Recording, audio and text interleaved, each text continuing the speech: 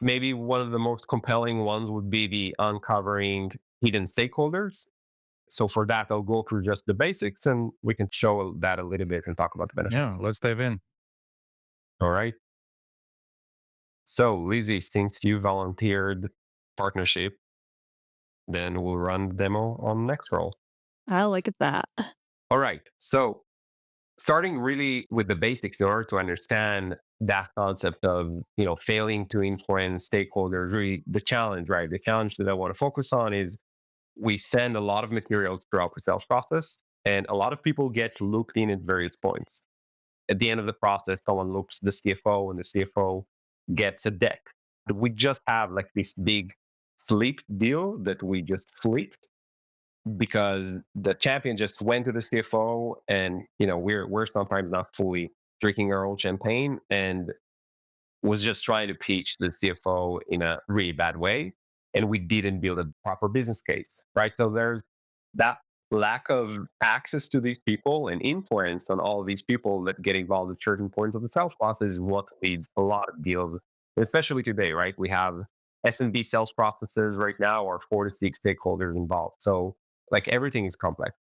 So really to kick off and understand the basics of how we can go and solve that problem, or at least help, not by 100%, let's understand the concept of the line. So really in a nutshell, it is that one URL that you're seeing right here. I'm in preview mode and I'm seeing what the buyer sees that you share with your prospect. You just click on share and share a URL. I can go and see something like this in 10 seconds, or it will automatically open from a CRM turning into an opportunity, for example, then pull the logo, pull the right template per vertical, per partnership, per visits and B, enterprise sales, etc.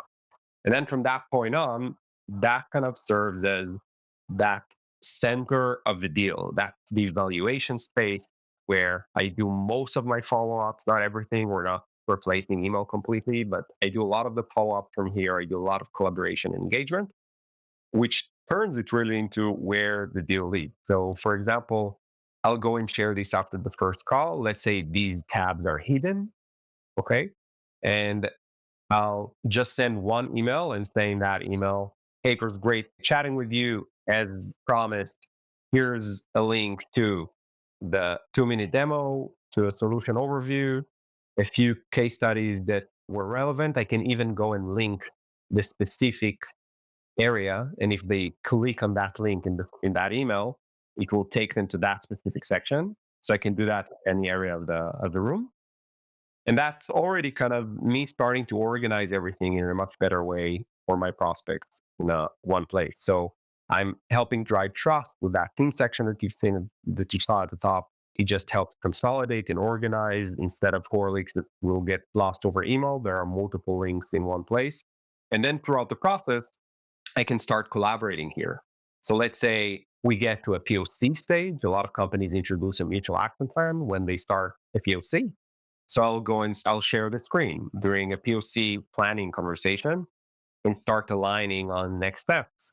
Okay. And maybe I'll go, um, and maybe you and I haven't spoken before, Lizzie, and this is the first time. And we're talking about us doing some kind of a demo when we bring a next step. As you can see here, I can go and tag you. You'll get a reminder. So really different from a spreadsheet. It's much deeper and it's an actual collaboration tool. There's internal notes, sync to the CRM. There are a lot of benefits during this here. And yeah, and as the deal progresses, like I mentioned earlier, the CFO will get a room where you're more easily collaborating with your champion to build a business case. The sales leader can go and standardize things like the business case. So there are a lot of benefits here. I don't want to get too much into the weeds and everything, so we can get to the stakeholder part.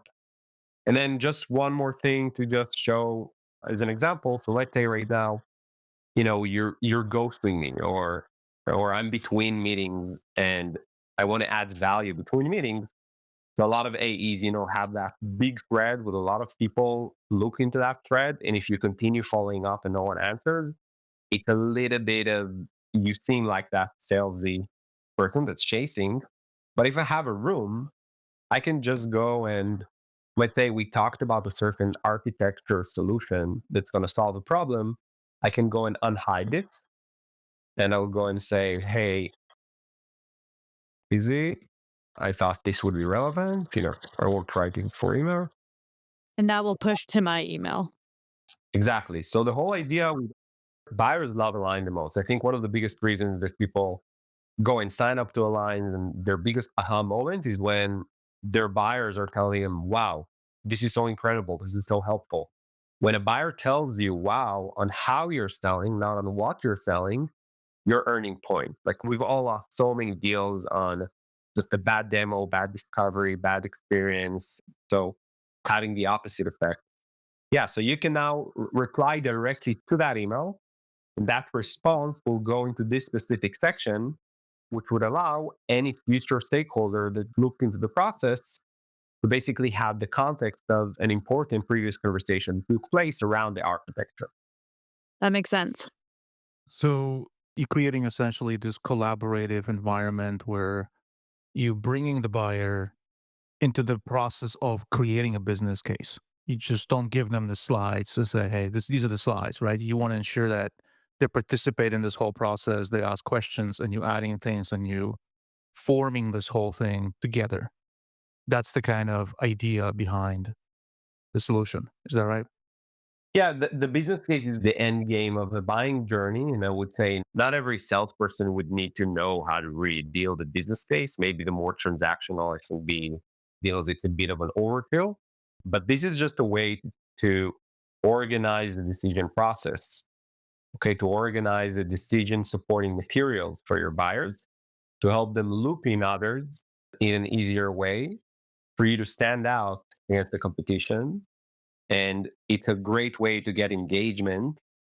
Okay.